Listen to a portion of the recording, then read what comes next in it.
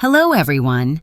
Tonight we are standing at the edge of a moment I didn't know would change my life forever. I'm sitting in my kitchen, the soft hum of the refrigerator blending with the quiet of the late evening, my laptop's pale blue glow washing over my face.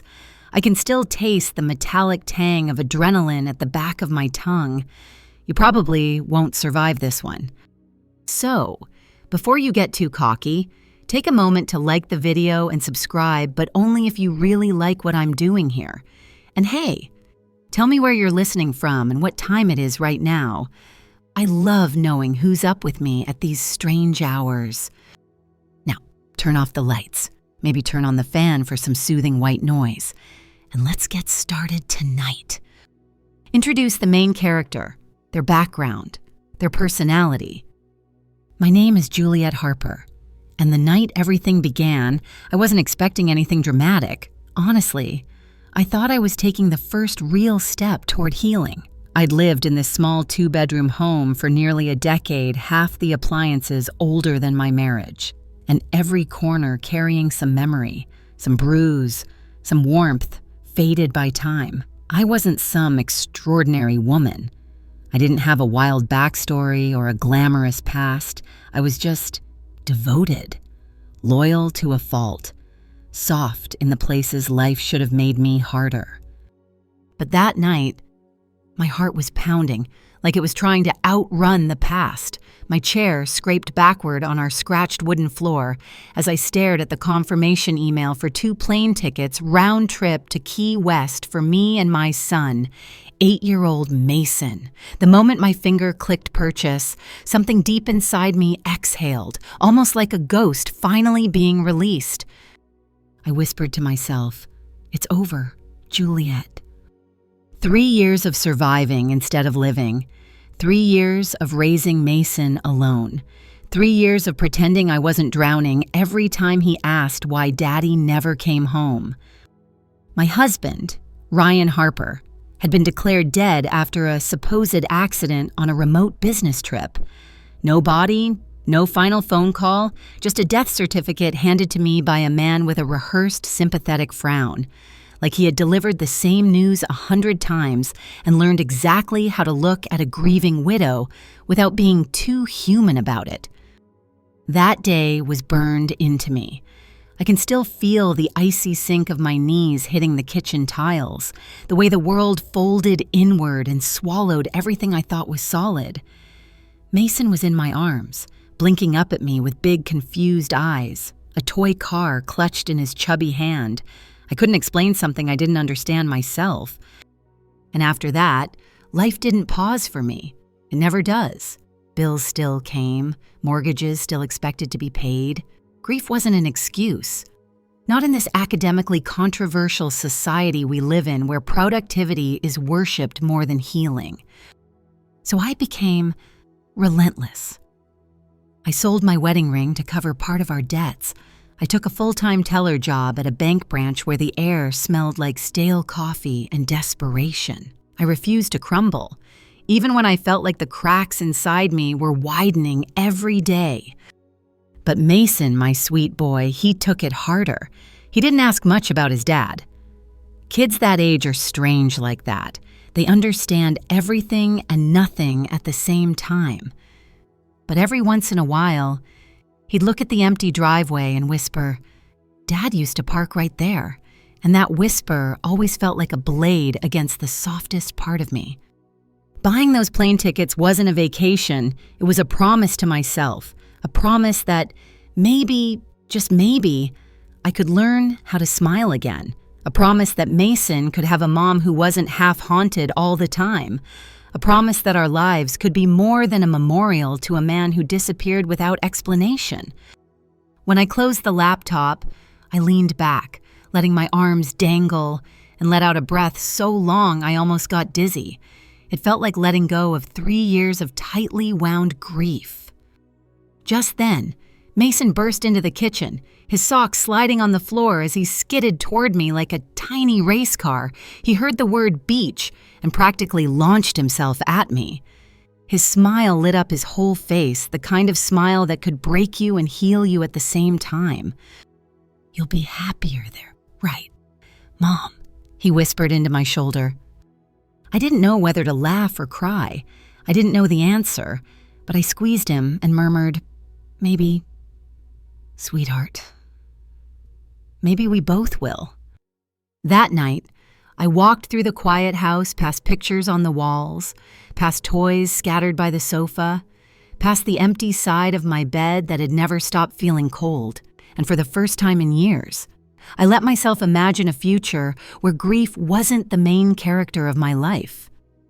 I wish I had known then that the peace I was chasing was about to be shattered in ways I couldn't have imagined, and it would all begin 30,000 feet above the Atlantic. The morning of the flight felt unreal, like waking up inside someone else's life. Mason was up before dawn, bouncing around the hallway in his dinosaur pajamas, dragging his little blue suitcase across the floor like it had wronged him personally. I swear that kid could energize a solar panel with the way he buzzed around. Meanwhile, I was moving too slow, double-checking boarding passes and sunscreen and headphones like the weight of the world was tucked inside our carry-on bag. There's a strange silence that fills the house before a trip, like the walls are watching you leave. I felt it that morning, felt it pressing on my ribs in a way that wasn't exactly painful, just familiar, the way anxiety often masquerades as responsibility. But I didn't want Mason to sense any of that, so I smiled. I knelt down and fixed his baseball cap and said, "We're going to have the best trip ever. Okay." The way he nodded, so trusting, almost knocked the air out of me. The Uber ride to the airport was the usual mix of too loud radio and the faint scent of fast food in the back seat, but Mason didn't care. He pressed his forehead to the window, whispering questions like the airport was some mythical kingdom. Do you think the ocean will look big from the sky? Will we fly through clouds? Do clouds smell like cotton candy? And I answered every single question because that's what moms do. We fill silence with certainty, even when we barely have enough for ourselves. We got through security eventually. Mason insisted on carrying his own backpack, which meant he kept forgetting to take it off, causing the metal detector to beep 5 times. People in line gave me that sympathetic smile parents give each other when they all silently agree. Yeah, kids are chaos wrapped in cuteness. We finally made it to the gate, and for a moment, life felt simple. Just a mom and her son waiting for a plane, ready to start fresh. When we boarded, Mason practically levitated down the aisle. Thrilled that our seats were by the window, I buckled his belt, brushed his hair back, and kissed the top of his head. My heart warmed. Maybe, just maybe, this trip would heal something. Then Mason's little voice sliced through that fragile peace. "Mom, that's Dad." At first, I thought he was pointing to someone in a movie on the tiny seatback screen, or playing some imaginative game where people turn into other people depending on their mood. Kids do that. Everything is fluid when you're 8. But his voice had that quiver. The quiver kids get when they see something so real it scares them. He pointed down the aisle 2 rows ahead, on the opposite side. "Mom, I swear, that's Dad." My stomach dropped. Not sank, dropped, like someone cut the rope holding it up. I followed Mason's gaze. Slowly, a man sat turned slightly sideways, talking to a young blonde woman. Nothing unusual about that, but there was something an angle of the jaw. The crooked way he held his shoulders. The rhythm of his hands when he spoke, that felt familiar enough to punch a hole through time. I laughed. Forced. Mechanical. Honey, lots of people look like each other. It's not him. But the universe must have thought that was a great moment for humiliation, because that man turned his head right then. And I saw it. A tiny scar under his jawline, barely visible unless you knew it was there, unless you had traced it with your fingers, unless you had kissed it 100 times with the kind of affection you only give to someone you think is your forever. My fingers dug into the armrest so hard I probably left dents. My mind scrambled for logic like a drowning person grabbing debris. Grief hallucination, stress, exhaustion. A random man with a similar scar. It had to be. Because if my husband was alive, if Ryan Harper was sitting 2 rows ahead of me, chatting with a blonde like he hadn't faked dying on me, then the last 3 years of my life would unravel so violently I wasn't sure I'd survive it. I told Mason again gently, this time sweetheart, it's not Dad, but he whispered back with a seriousness no 8-year-old should have. Mom, you're scared. Kids see everything, especially the things you don't say. The rest of the flight was a blur. I kept stealing glances at the man like some deranged detective trying to confirm an impossible truth. My heart throbbed like it wanted out of my chest. The plane engine hummed, passengers shifted, a baby cried 3 rows back, life continued normally while I sat there feeling the universe tilt. And every time I looked, the resemblance grew sharper, more undeniable, more treacherous. By the time we landed, I felt like I'd run a marathon in my mind. Every thought sprinting from denial to terror to rage to something I wasn't ready to name yet. Key West welcomed us with warm wind, bright sun, and that thick ocean scent that feels like the world resetting itself. Mason skipped beside me, his little suitcase wheels bumping against the tiles. He was excited, innocent, free. And I walked through that humid air drenched in dread, whispering to myself, it wasn't him. It wasn't him. It wasn't him. But I knew I was lying. And the worst part, that was only the beginning. Our hotel room smelled faintly of mint and ocean breeze, like someone had tried to bottle Fresh Start and spray it across the curtains. Mason was twirling around the room, completely enchanted by the view from the balcony. The ocean stretched out like a sheet of blue glass, glittering under the afternoon sun. It should have been beautiful. It probably was. But my mind was still stuck 30,000 feet in the air, staring at a jawline that belonged to a dead man. I unpacked slowly, folding clothes too precisely, lining up sunscreen bottles like soldiers, anything to distract myself from that twisting pressure in my chest. I kept telling myself the same script coincidence. Coincidence. Coincidence. Human faces overlap. Memory plays tricks. Trauma exaggerates similarities. Totally reasonable explanations, right? Except every time I blinked, I saw that scar under the man's jaw, the one my fingers knew better than my own handwriting. By the time evening approached, Mason was passed out on the bed, one arm flung dramatically over his forehead like he'd fainted from excitement. Kids can sprint into joy so fast it makes the rest of us look like we're moving underwater. I stepped out onto the balcony, letting the warm wind brush against my face. Seagulls squawked overhead, and the distant sound of a pool party drifted upward, people laughing, splashing, living their uncomplicated lives. Meanwhile, I was perched at a crossroads between sanity and a conspiracy theory. That's when I heard it. At first, it was just murmurs, 2 people talking on the balcony directly below mine. Nothing unusual for a beach hotel, but the longer I listened, the clearer the voices became. The woman sounded young, sharp, frustrated. The man sounded tired, defensive. And then I heard the name. Don't start with me, Ryan. My heart slammed against my ribs. No, absolutely not. I dropped to a crouch so fast I nearly twisted my ankle. I peeked over the balcony edge, holding my breath. There he was, barefoot, wearing a plain white t-shirt, shorts, and a face I knew better than my own reflection.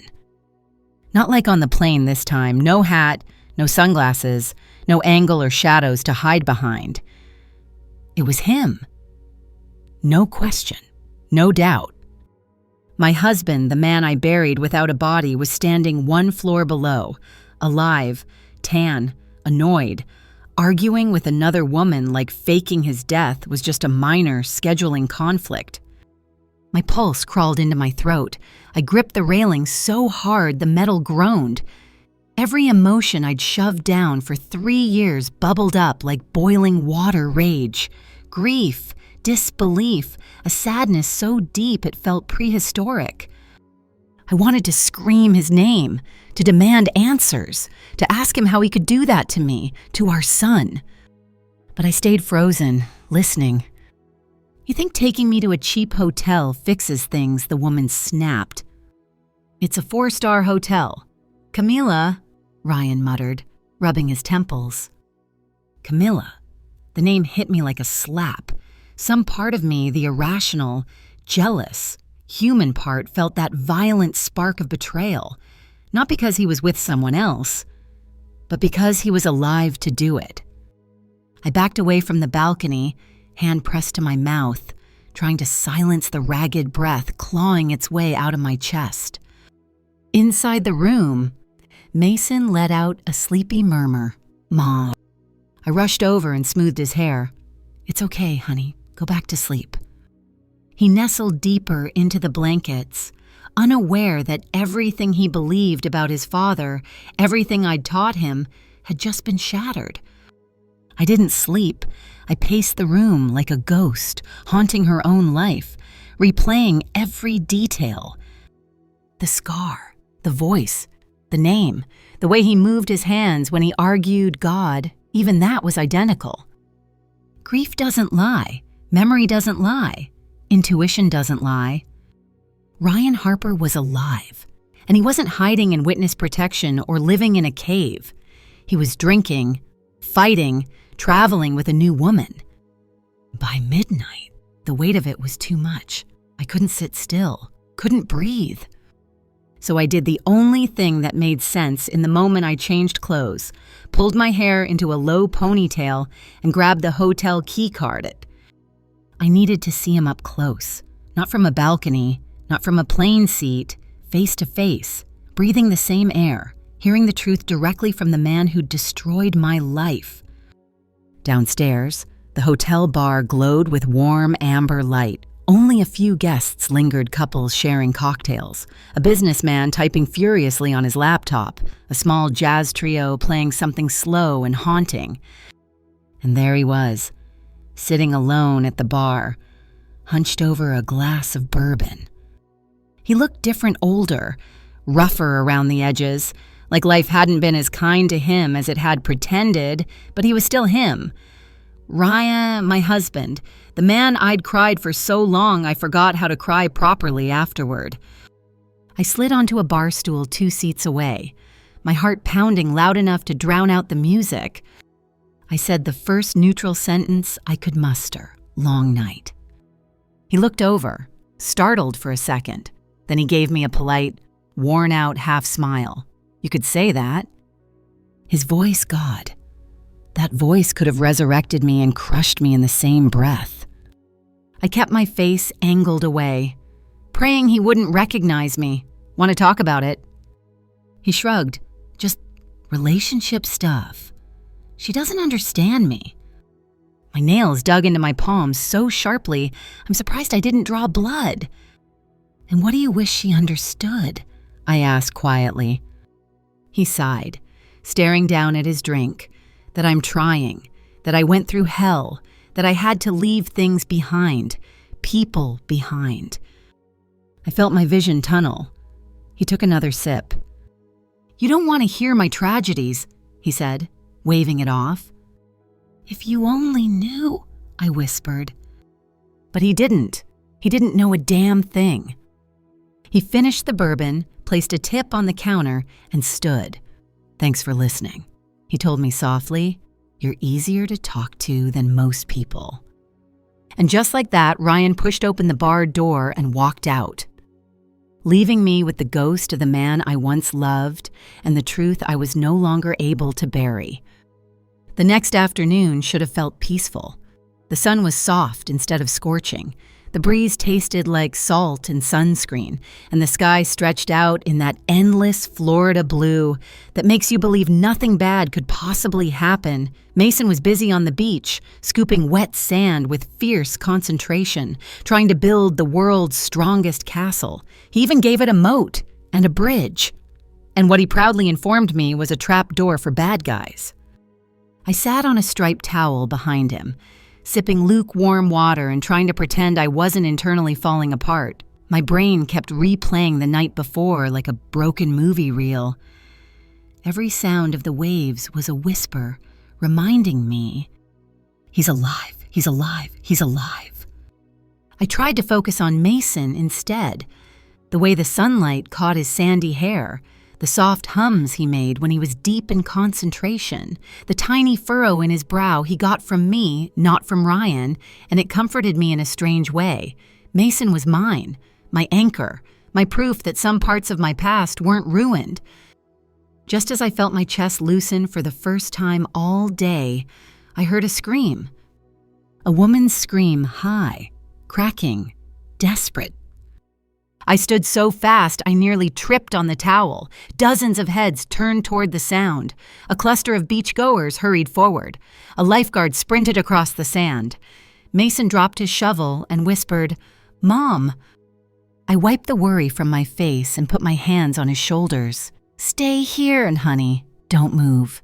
I mean it." He nodded, fear widening his eyes. I ran. And when I reached the crowd, I saw her Camilla, the blonde woman, from the balcony. She was kneeling in the sand beside a man collapsed on his side. Her hands were shaking violently as she tried to shake him awake. The world tilted. It was Ryan, my dead husband, my alive husband, my liar, my heartbreak, my unfinished grief, sprawled in the sand like a cautionary tale. For a split second, God forgive me, I froze. Because the woman inside me who had buried him once, the woman who had raised our son alone, the woman who had scraped her heart off the floor 100 times, wanted to walk away. Just walk away and let consequences do what they do best.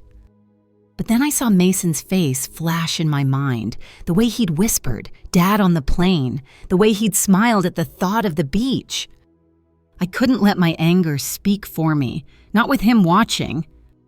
I pushed through the crowd, knelt beside Ryan, and somehow my voice switched into calm first aid mode like I was flipping a hidden emergency switch in my brain. "He's breathing," I muttered, more to myself than to Camilla. Shallow, but steady, I gently rolled him onto his back, supporting his neck. His pulse fluttered against my fingers, weak but there. "Go get help," I told Camilla sharply. She blinked at me, confused. Mascara streaked down her cheeks. "Now," I repeated.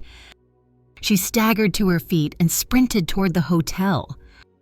I stayed with him, the hot sand burning my knees, my heart ricocheting around my chest.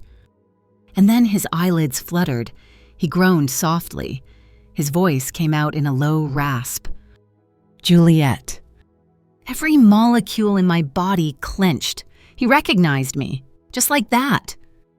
I leaned forward slowly, my face an unreadable mask. "Yes," I said quietly, "it's me." His eyes opened fully, then blue as the horizon and the realization hit him like a wave. His expression cracked, like guilt was a physical thing splitting him down the middle. Before he could speak, a hotel employee rushed over with a first aid kit, kneeling beside us. He began checking Ryan's vitals, asking questions I barely heard. I forced myself to step back, brushing sand off my shaky hands. A minute later, Camilla returned with water and frantic apologies, but Ryan barely glanced at her. His gaze locked onto me like I was the only person on that beach he could actually see. "Juliet, please," he croaked, reaching out with a trembling hand. "We have to talk." I took a slow breath, a cold, deliberate breath. "Not here," I said softly, almost gently. "Tonight, 10 p.m., at the hotel bar." He nodded, swallowing hard. The man looked like someone who had come face to face with a ghost, which was fair, considering he'd buried me emotionally long before I buried him symbolically. I turned away from him and walked back toward Mason, each step heavy, like the sand didn't want to let me go. When I reached him, he was standing exactly where I'd left him, hugging his toy shovel like a security blanket. His cheeks were pale. "Mom, was that?" "Yes," I whispered, kneeling to meet his eyes. It was... His lip trembled. Is he okay?" I nodded, brushing his hair back. "He will be." Mason rested his head against my chest, small arms tightening around me. "What's happening?" he whispered. I pressed a kiss to his forehead. "We'll figure it out, one step at a time." But the truth was, I didn't know what was happening. Not really, and I didn't know which scared me more, that he'd have a reason for disappearing, or that he wouldn't. Because one thing was certain tonight, at 10 o'clock, everything would change again. 10 o'clock crept up on me like a shadow that had been waiting all day. Mason had fallen asleep curled against my side, still clutching his stuffed dolphin from the hotel gift shop.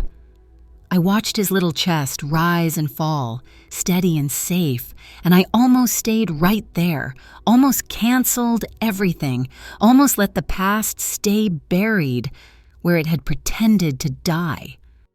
But running only works if the truth isn't faster. I slipped out from under the blanket, tucked Mason in gently, and stood in front of the mirror. My reflection was the same woman who'd survived grief, loneliness, and enough heartbreak to write 10 sad country albums, but I didn't look broken anymore. Not tonight.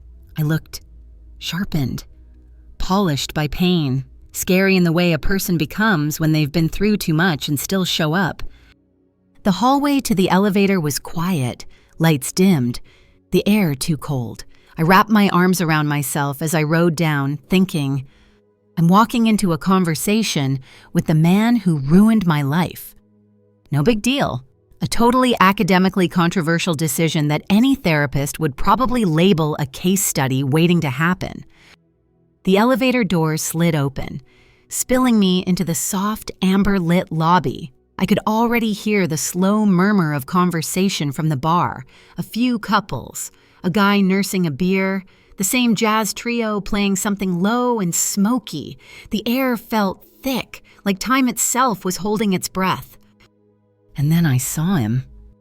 Ryan was sitting at the same bar stool as the night before, almost like he wanted to keep the scene familiar, as if that made any of this less insane.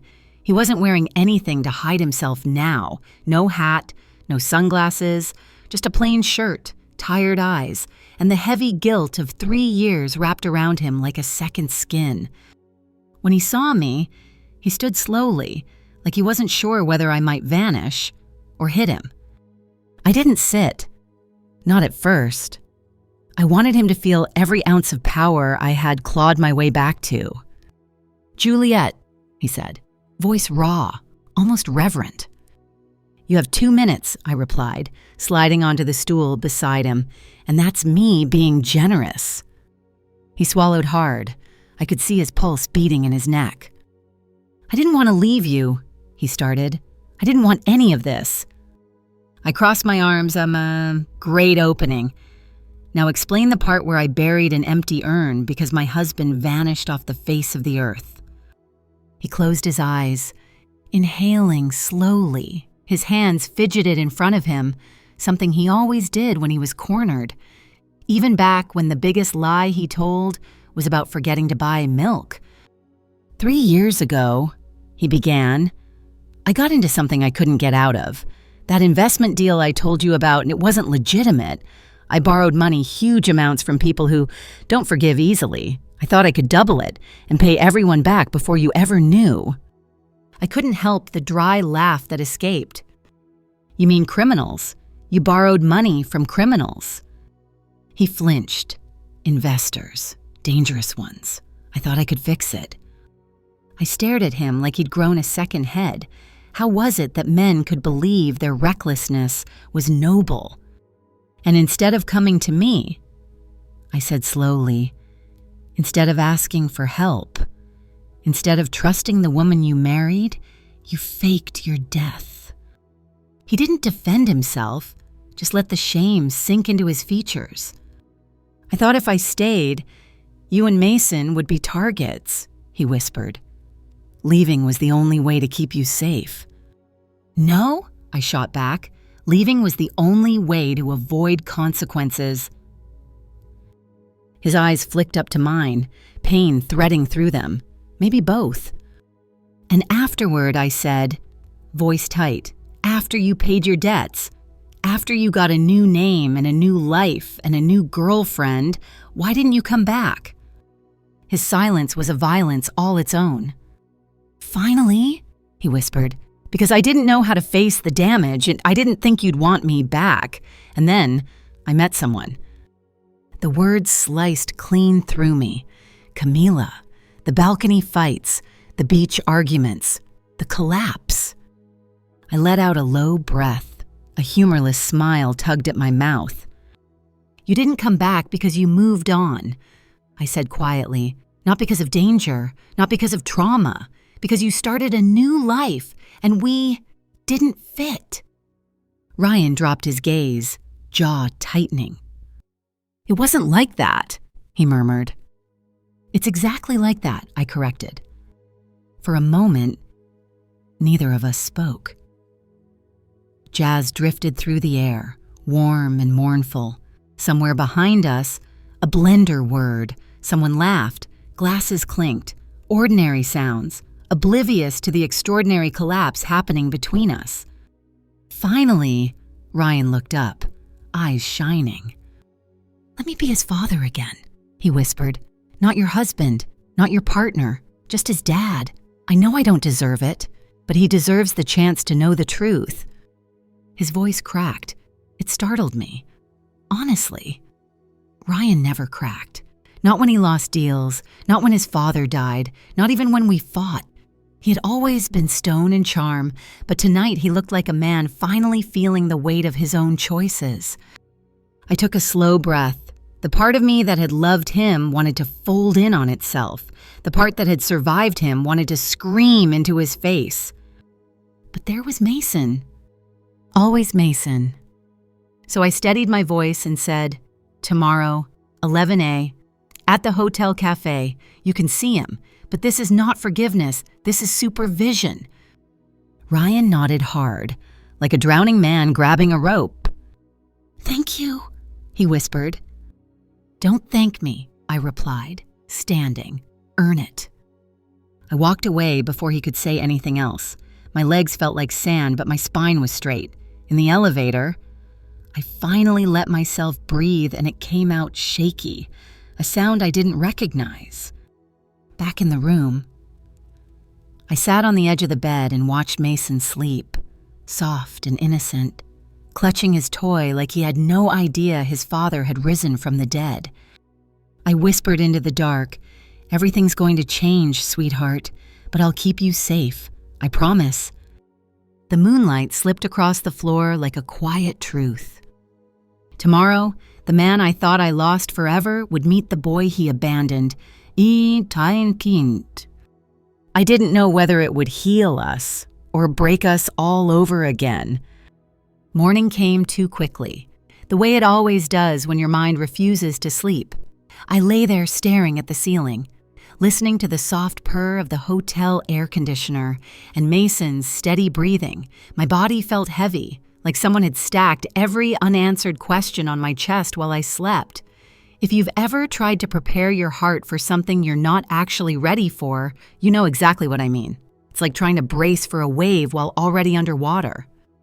I finally forced myself out of bed and pulled the curtains open. Sunlight spilled into the room in that golden, buttery way that only exists near the ocean.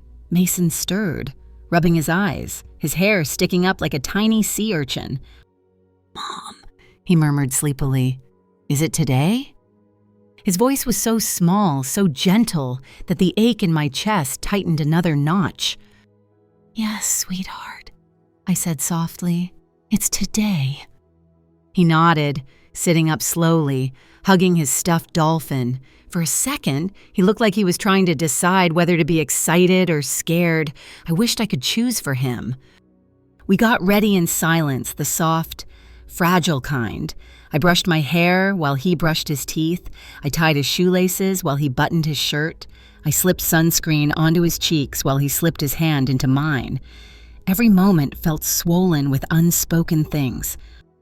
When we arrived at the hotel cafe, Ryan was already there.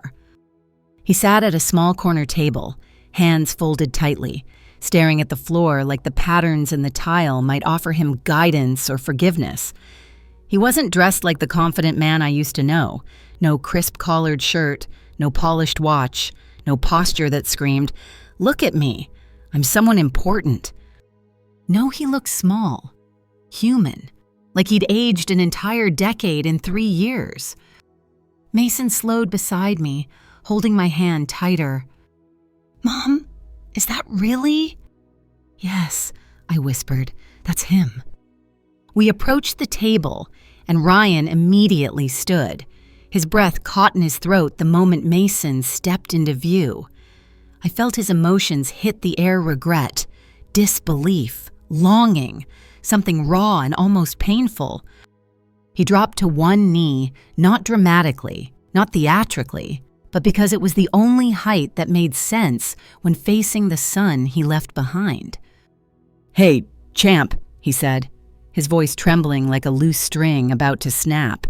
"It's me, Dad." I expected Mason to freeze. I expected tears or confusion or anger, but kids don't operate like adults. Their hearts aren't wired with all the caution and resentment we gather over time.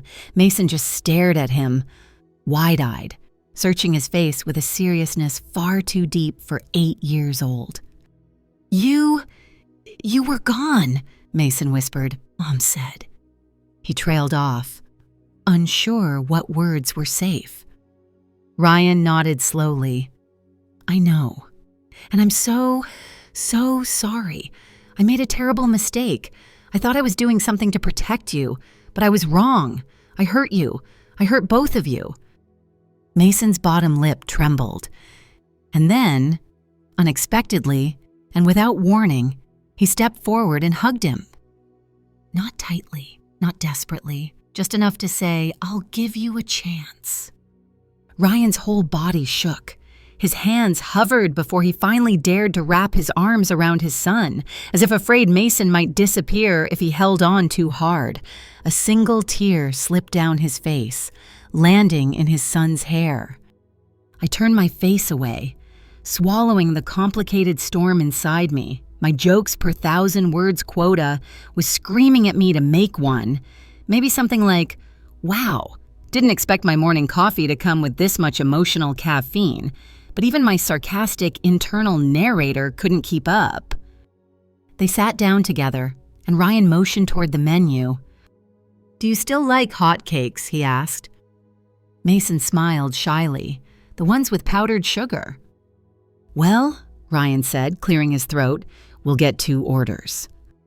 I sat opposite them, not ordering anything. My stomach was too twisted for food. Instead, I just watched, observed, analyzed. The academic in me, yes. The academically controversial part was cataloging every blink, every tremor, every shift in tone, because forgiveness might happen spontaneously for children, but for adults, forgiveness is data, proof, repetition, evidence of change. And Ryan, surprisingly, seemed to understand that. They talked, not about the big things, not yet. Mason didn't ask why or how or where his father had been. Kids rarely start with the trauma questions. They talked about school, about soccer, about Mason's best friend who got suspended for putting gummy worms in his teacher's coffee, about how Mason wanted to be an inventor or maybe a firefighter, or maybe a guy who owns a donut shop with a cat inside. Ryan listened so intently, I almost didn't recognize him. He wasn't multitasking. He wasn't pretending. He wasn't checking his phone. He wasn't wrapping everything up with a promise of, "We'll do that soon." like he used to when avoiding anything that required presence or effort. He was there, fully there. When breakfast ended, Mason hesitated before asking, "Can you come to the beach with us today?" And then the world paused. I looked at Ryan. Ryan looked at me, silently asking permission, silently acknowledging consequences. I nodded. It scared me how easily I nodded, but saying no would have fractured something in Mason I didn't know how to put back together. So the three of us walked toward the beach together, a trio that looked like a family from the outside and a storm system from the inside. Mason's laughter filled the air as he led the way. Clutching his shovel and pail, Ryan followed, sticking to the distance between us like a physical boundary, careful not to walk too close.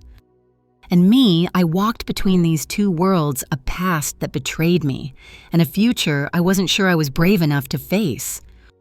At the water's edge, I watched them build sandcastles together.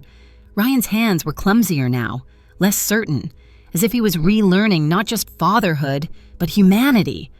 Mason talked nonstop, and Ryan soaked up every word like a parched desert. And for one small hour, one single hour, quiet joy cracked through the heavy sky hanging over us. But joy mixed with grief is never simple. It tastes like something sweet held too long in a closed fist, warm, melting, messy. When we packed up to leave, Mason hugged Ryan again. "Can we see you tomorrow too?" Ryan looked at me, not assuming, not demanding, just hoping. "We'll see," I said quietly. On the walk back, Mason practically glowed. "Mom, do you think he can come home with us when we leave?" I didn't answer. Because hope is dangerous, and returning from the dead twice, well, even I wasn't ready to narrate that story yet, that night. After Mason finally drifted off to sleep, clutching his stuffed dolphin, the way he used to hold Ryan's tie when he was a toddler, I slipped out onto the balcony with a blanket around my shoulders. The ocean was darker now, more mysterious, waves rolling in with the kind of rhythm that makes you feel small and awake at the same time. Key West nights have this strange magic about them. They're warm, but they still manage to slip cold fingers down your spine. I breathed deeply, the salt air loosening the tight coil in my chest. Mason's laughter from earlier still echoed in my mind, light, bubbling, unbroken. I hadn't seen him so happy since he was 5, before the world turned upside down. Watching him and Ryan together had been heartbreaking and healing in the same breath, like standing in sunlight with a bruise. I was lost in thought when I heard a soft knock on the sliding balcony door behind me. I turned. Ryan stood there. His posture was hesitant, the same way a dog might approach someone who used to beat it, not sure whether to expect kindness or another blow. He tapped the glass once more, seeking permission. I sighed and nodded him in. He stepped onto the balcony slowly, like he wasn't sure where he should stand or breathe. "It's incredible," he said quietly, eyes drifting toward the direction of our son's room. "Mason, he's perfect." I crossed my arms, still holding the blanket tight around my shoulders. He had to be. He only had me raising him. He flinched, just slightly, but enough. His guilt was a living thing, wrapped around him like a second shirt. "I know," he whispered, "and I'm sorry. I wish I could give you those years back. I wish I could give him those years." "Wishes aren't currency," I said softly, "and your apologies don't erase a funeral I had to organize by myself." He swallowed hard, staring at the floor. "I didn't want you to bury me like that." "But you made me," I said. The wind shifted, carrying the faint sound of music from the pool area below, people laughing, splashing, existing in uncomplicated worlds. Meanwhile, on a dim balcony on the 3rd floor, I stood across from the man who had rewritten everything I understood about life. "I'm not asking you to love me," Ryan said softly. I know I lost that right completely. I want to be his father. Even if it's one small piece at a time, even if I have to earn it every day. I watched him closely, really watched him. He wasn't the polished man I married, the one who breezed through rooms like gravity didn't apply to him. He wasn't the ghost I buried, and he wasn't the disheveled stranger from the hotel bar. He was something in between. A man trying, a man failing, a man hoping, a man terrified. A ruin with a heartbeat. If you're going to be in his life, I said carefully, it will be with rules. My rules. You'll call before you visit. You won't show up unannounced. You won't lie to him. Ever. You won't promise anything you can't keep. He's been hurt enough. I won't let you hurt him again. He nodded, eyes shining in the dim light. I swear, I won't ruin things. Not again. I'm not the woman you left behind, I added. My voice softer now, but firmer too. I rebuilt myself, piece by piece, without you. And you did it well, he murmured. You're stronger now. Stronger than ever. I had to be. I said, you made it necessary. He didn't argue. He didn't defend himself. He just stood there in quiet acceptance, letting my words settle like dust. We didn't speak for a long time after that.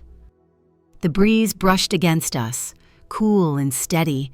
The moon spilled soft light across the balcony tiles. In the distance, a boat horn echoed across the water. And there we were, two people with a history too heavy for the night's gentle air. Finally, Ryan cleared his throat. I'm going to turn in. Thank you for letting me see him today. I know I don't deserve it. I didn't answer. He slid the balcony door open, paused like he wanted to say something else, then closed it softly behind him. I stayed there a while, watching the waves and feeling the ache inside me shift. Not disappear, just shift, like it had moved 3 inches to the left, making space for something new. When I finally went inside, Mason was curled up on the bed, his face peaceful in the glow of the nightlight. He murmured in his sleep, as children often do, words slipping out like tiny secrets. Mom, we're happy, right? I sat beside him, brushing my fingers through his hair. Yes, honey, I whispered, letting the truth settle in my bones. We're happy, and we're going to be okay.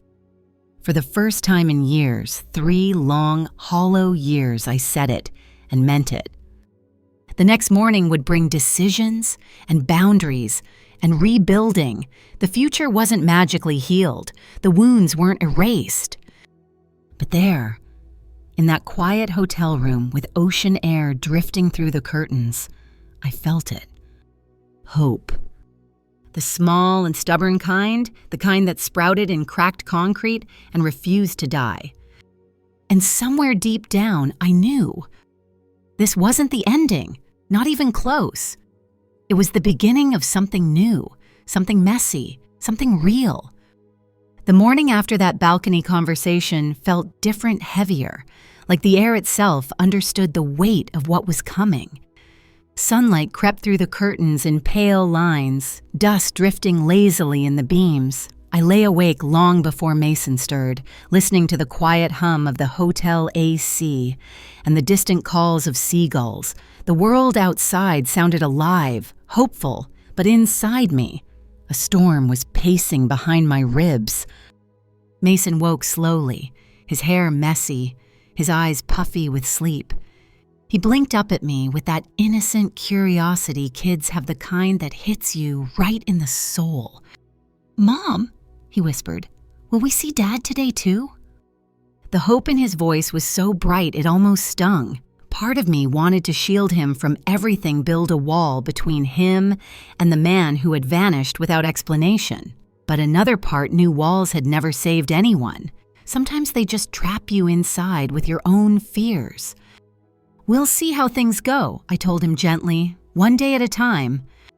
He nodded, accepting that with a trust only children possess. We took our time that morning, Breakfast was quiet but warm. Mason ate pancakes with syrup smeared across his cheeks, and for a moment, it felt like any other vacation morning, like we were just another small family visiting the beach. Not a family stitched together by the confusing return of a man who had rewritten our lives with a single vanishing act. When we finally stepped outside, the sun wrapped around us like a warm blanket. The hotel garden smelled of hibiscus and salt water, palm trees swayed lazily, and Mason walked ahead, humming some tune he'd invented on the spot. Ryan was waiting near the pool. The moment he saw us, he straightened uncertain, cautious, but hopeful. He looked like a man who had rehearsed 1,000 apologies and still didn't know where to start. Mason ran a few steps toward him, then slowed, as if his body remembered there were still questions left unanswered. Ryan knelt down and held out his arms. "Hey, buddy." Mason hugged him small, tight, almost shy, and something inside me twisted. Relief, grief, anger, gratitude. It was all tangled together. We walked together toward the beach again, the three of us, but this time, there was a quietness between me and Ryan, not hostile, not warm, just fragile, like we were walking across thin ice and hoping it held. We set our things down on the sand. Mason ran ahead to the shoreline, splashing through the gentle waves. Ryan stood beside me, hands shoved nervously into his pockets. "I don't know how to thank you," he said quietly, "for letting me be here, for yesterday, for everything." "This isn't forgiveness," I reminded him. "Don't mistake it for that." "I know," he murmured, "but it's more than I deserve." We watched Mason for a long moment, his laughter carried by the wind. The ache in my chest tightened again. Watching them together felt like flipping through a photo album of a life that was supposed to be ours, but wasn't. After a while, Ryan cleared his throat. "There's something else I need to tell you." Of course there was. There was always something else with him, always another twist, another secret, another reason I'd find myself rebuilding from rubble. I braced myself.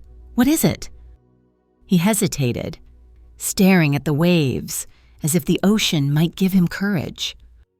"I didn't just leave because of the debts, he said, or because of danger. I left because I was breaking. I'd become someone I didn't recognize, and I didn't want you or Mason to see that version of me." My jaw tightened. "So you let us believe you were dead. That was your solution." "No," he whispered, voice cracking. "It was my failure." There it was. Raw, unpolished, no excuses left to hide behind. "You should have trusted me," I said softly. "We could have faced it together." He nodded, tears gathering in his eyes.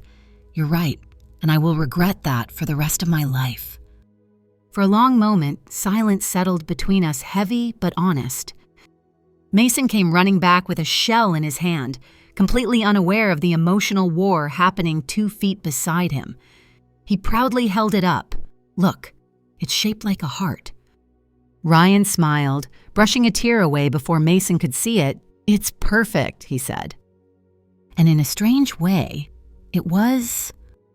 The day passed slower than the last. Mason built castles. Ryan helped. I watched, navigating every new feeling like I was learning to walk again. Each moment felt like a closed wound reopening, not to bleed, but to finally heal the right way. As the sun dipped low and the sky turned pink and gold, Mason tugged on my sleeve. "Mom, can Dad have dinner with us tonight?" I hesitated, then looked at Ryan, then back at Mason. "We'll see," I said softly. Kids don't realize it, but sometimes the entire universe fits inside the pause of a parent deciding what comes next. Back in the hotel room later, after Mason had showered and climbed into bed, I tucked him in. He looked so peaceful, so untouched by the chaos swirling around us. "I'm glad he's here," he murmured sleepily. "It feels It feels like I found a piece. My throat tightened. I kissed his forehead. Get some sleep, sweetheart. When the room finally fell quiet, I stepped out onto the balcony one last time. The ocean was almost black now, waves whispering secrets against the shore. Ryan appeared a few minutes later, standing on his balcony below mine. He didn't speak loudly, just enough for me to hear. "Thank you," he said, "for not shutting the door completely." I didn't answer, not because I didn't have words, but because some moments don't need them. The truth was simple. I wasn't forgiving him. I wasn't forgetting either, but I was choosing something bigger than anger. I was choosing Mason, choosing myself, choosing a future that didn't revolve around grief or fear.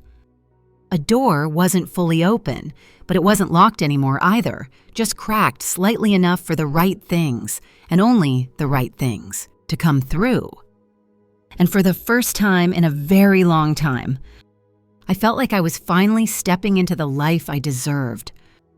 The next morning began with a strange kind of quiet, the kind that fills a room before a storm, or maybe after one. I couldn't tell which side of the storm we were on anymore. Mason was still asleep, curled into himself, hugging his stuffed dolphin with both arms like he was afraid it would swim away in the night. His breathing was deep and peaceful, a softness I wished I could borrow, even for a minute. I slipped out of bed and stood by the window, pushing the curtain aside just enough to watch the beach. The early sun was draping gold across the waves, turning the water into rippling sheets of rose and amber. It should have been beautiful, and maybe it was, but my thoughts were tangled, knotted into something heavy I kept trying to smooth out with logic and deep breaths that weren't helping. A part of me kept waiting for the past 3 days to dissolve into a dream, for someone to knock on the door and say, "Ma'am, sorry, wrong husband, wrong plane, wrong man," for my brain to laugh at me and say, "Surprise." This was just emotional jet lag. But there he was. Ryan Harper, alive, speaking, breathing, existing one floor below mine. My dead husband had re-entered my life like a twist in a Netflix show that definitely jumped the shark, but in an emotionally complicated way. I sat at the small table by the window, sipping cheap hotel coffee, burnt, watery, but warm enough to trick my mind into thinking I had control over anything. The steam rising from the cup fogged the glass, smudging the view of the beach. I don't know how long I sat there, lost in my thoughts, until I felt a soft tug on my sleeve. "Mom," Mason asked, sleep-heavy eyes blinking at me. His hair was sticking up like he'd just survived a pillow tornado. "Good morning, sweetheart," I murmured, kissing the top of his head. He climbed into my lap, yes. At 8 years old, he was technically too big, but kids know when their parents need comfort even more than they do. "Are we seeing Dad today?" he asked, voice muffled against my shirt. My heart twisted. There it was, the question that held our entire future. "Yes," I whispered, "if you want to." He nodded, "I do." Then softer, "I really do." Kids aren't dumb. They feel things deeper than adults do because they don't have all the layers of numbness we develop over time. Mason didn't know the details, didn't know about debts or danger or abandonment, but he knew one thing: his father had been gone, and now he wasn't, and that alone reshaped his world. We met Ryan in the lobby around noon. He stood up the moment we stepped in tension in his shoulders, nervous energy radiating off him, like he was waiting to be judged by a jury that actually mattered. And I guess he was. Mason walked toward him, slower than yesterday. Then, when he got close enough, he slipped his small hand into Ryan's. Something inside me cracked, just a tiny fracture, but enough. "Ready for the aquarium?" Ryan asked Mason, trying to sound upbeat. The one with the big sharks. Mason's eyes sparkled. The very one. I stood slightly behind them, arms crossed, not in anger, but in protection. like a mom who'd seen too much to relax easily. I followed a few steps back as we walked to the shuttle. The ride was quiet. Mason peppered Ryan with questions about sharks, stingrays, and jellyfish while I stared out the window, trying to keep my breathing even. At the aquarium, everything felt surreal. Children laughing, water glistening in tanks, rays gliding along the bottom like shadows with wings. I watched Mason press his palms to the glass, mesmerized by a giant turtle drifting by like a slow, peaceful spaceship. Ryan knelt beside him, explaining things with patience I wasn't sure he'd ever had. His tone was soft, his smile genuine. There were moments, tiny flashes, where I could almost see the man I married, the version before the stress, before the secrecy, before the lies. The version I grieved. But every flash hurt too, because it wasn't the same, and it never would be. As we walked into the shark tunnel, the room darkened, light shimmering blue on the glass as sleek shadows swam overhead. Mason held both our hands, then one in each of his, and for the first time in years, the three of us walked together like a unit. A family, but not quite, a ghost of one. Ryan whispered, "Thank you." I didn't respond. Near the end of the tunnel, when Mason ran ahead to watch a dive demonstration, Ryan lingered beside me. "I know this is complicated," he said quietly. "That's one word for it," I murmured. He exhaled hard. "I want to make it right. Not with you, not the way it used to be. I know I can't undo what I did, but I want to be here. In his life, in whatever way you think is safe. You." I studied him, every part of him. The lines at the corners of his eyes, the scruff he hadn't bothered shaving, the tension in his hands he tried to hide, the remorse pooling in his posture. "You don't get unlimited chances," I said softly. "You get one real chance. If you hurt him, if you disappear again, if you lie, you're gone, and there's no coming back." He nodded slowly, the weight of it settling into his bones. "I understand," he whispered, "and I won't let him down again." I didn't tell him I didn't believe it yet. I didn't tell him trust wasn't something you resurrect after burying it alive. I didn't tell him there were nights I hated him more than I missed him. I just watched Mason, tiny, brave, hopeful Mason, laughing under a tank full of sharks. After the aquarium, we walked back in the warm afternoon air, Mason skipping between us. When we reached the hotel entrance, he grabbed Ryan's hand again. "Dad, can we do this when we go home too? Can we be like this?" Ryan froze. His expression cracked in a way that made something deep inside me ache. "We'll take things one step at a time, champ," he said softly. "But yes, I want to be around." Mason beamed. Ryan looked at me over his head, searching for confirmation. I didn't give it, but I didn't deny it either. When Mason finally ran inside to show the front desk clerk his new toy shark, Ryan turned to me. "You didn't shut the door today," he said quietly. "I didn't open it either," I replied. He nodded. Fair enough. For the first time since he came back from the dead, we shared a moment that wasn't angry or broken, just honest. He stepped back. "I'll give you two some space, but thank you, Juliet." I watched him walk away toward the elevator, toward his new life, toward whatever redemption he thought he might find. For the first time, I didn't feel like I was breaking apart. I felt steady, maybe not healed, but no longer bleeding. Because in the space where grief once lived, something new had begun to grow. Control, clarity, strength, and just a sliver of cautious hope. When I look back on everything that unfolded the flight, the balcony confession, the beach collapse, the reunion, the grief, the hope, I realize something I couldn't see at the start of this story. Sometimes life returns what you lost, but never in the shape you remember, Ryan didn't come back as the man I loved. He didn't return as the partner I once trusted. He didn't even return carrying answers big enough to erase the damage. But he did return with a truth I couldn't ignore. Mason deserved to choose what to do with the pieces. And that choice wasn't mine to steal. I learned that healing isn't always a clean break. Sometimes it's jagged. Like shattered glass, you learn to walk around until one day the edges aren't so sharp anymore.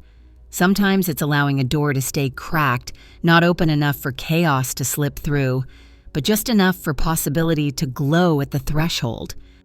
Standing on that balcony, watching the ocean breathe beneath the moonlight, I realized I hadn't been living a life, I'd been surviving one.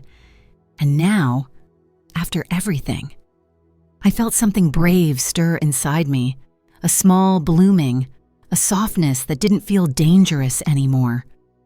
I'm not the same woman who bought plane tickets searching for healing. I'm not the widow who buried hope in an empty urn. I'm not the mother who carried her child and her wounds alone. I am someone new, someone whole, someone ready. And wherever this story goes next, I know we'll be okay. Thank you for staying with me tonight. Check out the upcoming videos on this channel. There are more stories waiting for you, more voices, more midnight revelations. Good night, sleep gently, and I'll see you in the next video.